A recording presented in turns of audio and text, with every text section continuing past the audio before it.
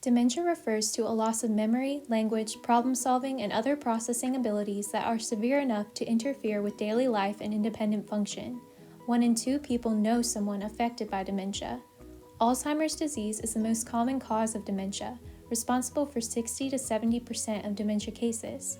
Vascular dementia is the second most common cause of dementia, and this condition results from microscopic bleeding and blood vessel obstruction in the brain. Other dementias include Lewy body dementia, frontotemporal disorders, and mixed dementia. Some of the other conditions that can cause dementia are multiple small strokes, Parkinson's disease, and Huntington's disease. Dementia is caused by damage to brain cells, negatively impacting their ability to communicate. Everyone loses some brain cells as they age, but people with dementia experience a far greater loss. Dementia is more common in the elderly, but it is not a normal part of aging. The brain is highly interconnected, and when the brain cells in a specific part are damaged, normal functioning cannot occur. The type of dementia depends on which brain cells are damaged.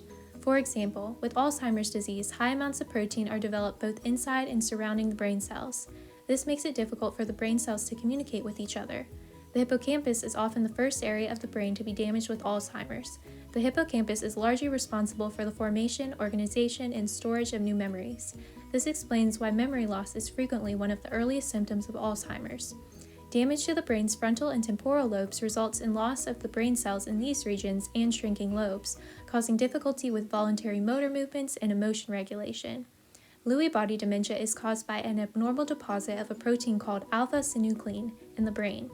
These proteins alter the brain's chemistry, negatively impacting one's ability to think, move, and regulate emotions. Functional barriers are problems in brain or body function. A barrier for people with dementia is aphasia, or the loss of ability to understand and express speech. As the disease progresses, it becomes increasingly difficult for them to remember the right words.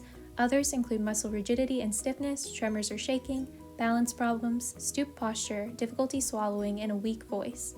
Activity barriers occur when the person has trouble executing activities of daily life, such as eating, personal hygiene, and communication.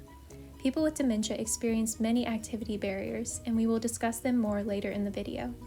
Participation barriers occur when the person experiences problems with involvement in any area of life, such as education and employment.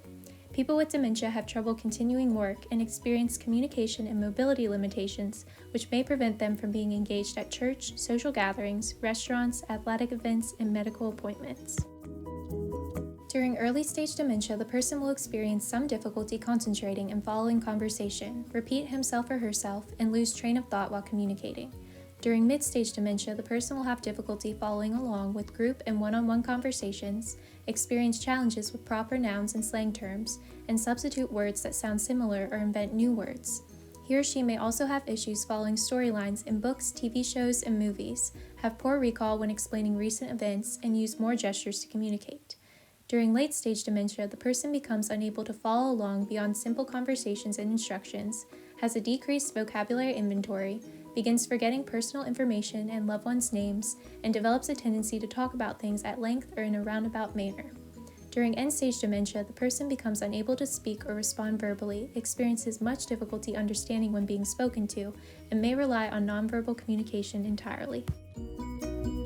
The effects of dementia on everyday routines vary from person to person, but common challenges include walking, bathing, grooming, getting dressed, using the phone, watching TV, preparing food and drink, driving, and shopping. These tasks rely heavily on memory of step-by-step processes. Since dementia is a progressive condition, individuals with this diagnosis are more likely to need assistance as their symptoms worsen. For example, a person with dementia may initially need reminders to shower or need assistance with hair washing, while in the later stages of dementia, he or she may need help throughout the entire bathing process. The SLP may work on attention, memory, problem-solving, and higher-level thinking skills with individuals with dementia. Some strategies include practice learning important information, using written words or pictures to help carry out tasks, making memory books, and training family members and caregivers on how to communicate better with their loved one.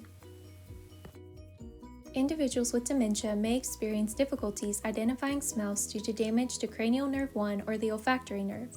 Autopsy studies have linked smell loss to tangles in the olfactory bulb and tract. These tangles are the result of an abnormal deposit of a protein called tau inside neurons. When we inhale smells, small molecules are converted into electrical activity in the olfactory bulb. The olfactory bulb then sends this information about smells to the brain through the olfactory tract. Smell testing is often used in the differential diagnosis of dementia. Complete loss of smell supports the diagnosis of Lewy body dementia. If there are some lingering smell abilities but poor identification of smells present, the individual is more likely to be diagnosed with Alzheimer's dementia. If the person is able to correctly identify smells, this lack of symptoms supports the diagnosis of vascular dementia.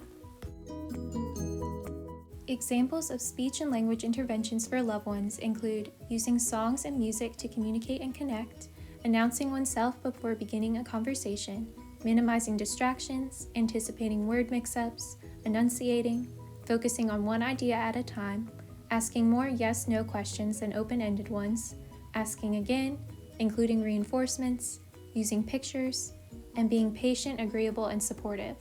In the next short clip, Stan explains how frustrating it has been to rely on others for everyday activities and remembering things that are important to him, like gardening. People with dementia have to sacrifice their independence, and it is important that we help our loved ones with this diagnosis through such a difficult adjustment. At the beginning, it was the anger. You're just annoyed with yourself and annoyed that you're not as you was. This is,